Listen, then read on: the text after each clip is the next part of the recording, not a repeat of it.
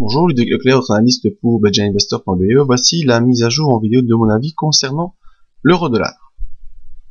Bien, l'euro-dollar, vous voyez, cette semaine a continué dans la poursuite du rebond qui était initié ici depuis le 12-13 juin. Mais on a un petit rebond qui est venu se coucher sur le haut du précédent triangle baissier moyen-long terme. Et depuis, bien, on effectue ce rebond. Pour l'instant, on n'a toujours pas effectué de point plus haut que le haut précédent. Le point haut précédent était la séance du 5 juin avec un point haut situé vers les 1,3669 et depuis on n'est pas encore revenu au-dessus de ce niveau, donc on n'est pas vraiment dans une inversion de la tendance.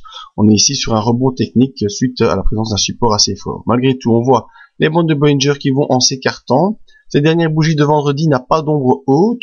Donc on a clôturé sur les points les plus hauts de la séance. On a déjà une M20 qui s'horizontalise mais qui ne se retourne pas encore. Donc il y a ici un pressentiment du poursuite de ce rebond qui a été initié donc depuis, on va dire ici depuis le 12-13 juin. Donc on est passé au-dessus de la M20. Tout ça s'horizontalise. Les bandes de Bollinger également commencent à s'ouvrir. Et à mon sens, si le rebond se poursuit, on devrait rejoindre ici cette ligne bleue qui correspond à la ligne de coup du double sommet, du double top qu'on a connu ici, et qui est revenu, qui reviendra probablement en pullback, après le passage sous ce niveau de support. Alors ce niveau se trouve vers les 1,37. Ça correspondra également, à mon sens, à la présence de la M50.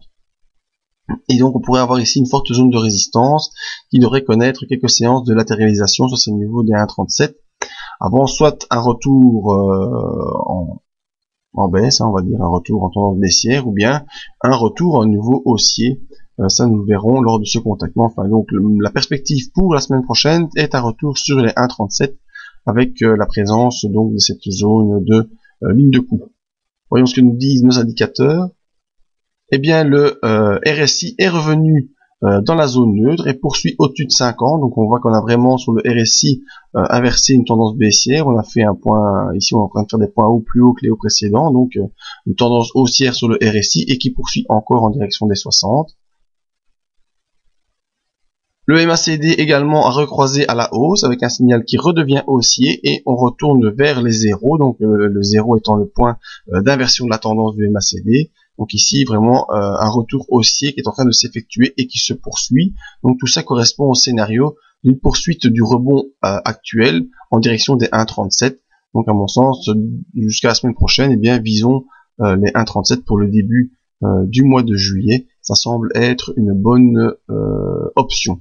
Maintenant, en protection, on va dire en support, on a les 1,3595 qui correspond à la M20, donc qui pourra soutenir le cours en cas de retour baissier. Mais à mon sens, on devrait pouvoir poursuivre jusqu'au 1,37 avec une attention particulière marquée sur la zone des 1,3669, donc qui est les points hauts ici connus. 1,3662 également, c'est donc la zone 1,3660, 1,3670, zone qui pourrait offrir une petite résistance, mais on devrait poursuivre jusqu'au 1,37 avant de devoir prendre d'autres décisions. C'est donc mon avis sur l'euro-dollar. Pour venir visiter le site pour voir les autres analyses, profiter de la promo pour le mondial jusqu'au 30 juin. Le 30 juin, je vous rappelle, c'est lundi, donc lundi minuit, cette promo se termine, et venir voir en collaboration avec Big Bang mon webinaire sur la méthode Belgian Investor. Merci à tous, à bientôt.